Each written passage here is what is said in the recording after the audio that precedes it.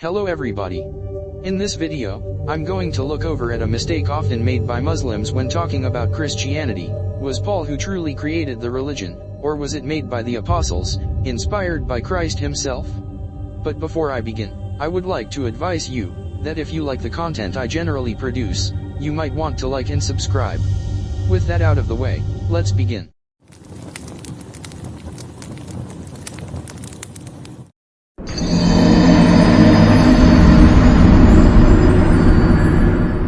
So, this video might be shorter than usual, simply because this is simply false, once you actually look at it.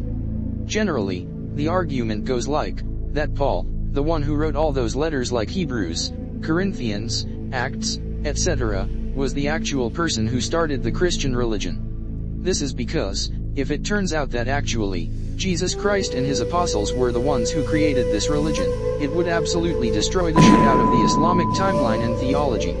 And at first, it might actually make a little sense, since you know, Paul is the one who wrote the letters that make up the majority of the New Testament. So now you might ask, how is this all false? Well, simply put, if that was to be true, we can't put all of the blame on Paul only, but on all of the early Christians, including the apostles of Christ themselves and all those who knew them. Why?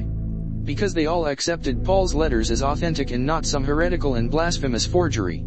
In order for a text, or a book of the New Testament to be considered canon, it had to be either written by an apostle of Jesus Christ, written by someone who knew them well, or was largely accepted by large groups of Christians, especially in the 1st century AD. Paul's letters fulfill two of these requirements, being written by someone who knew the apostles, and having his letters accepted as truthful by large Christian communities, in the first few decades after the death and resurrection of Christ. In fact, if we delve into it even deeper, another reason why Paul didn't start Christianity pops up.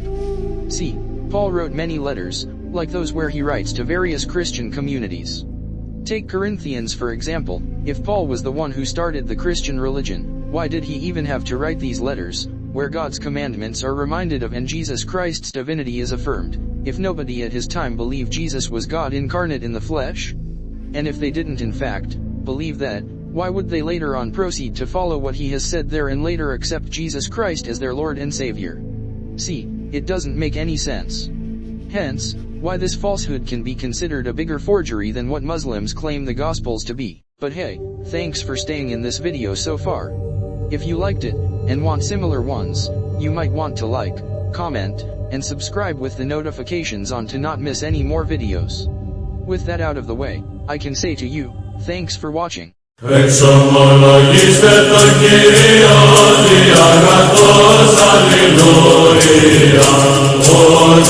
Alleluia,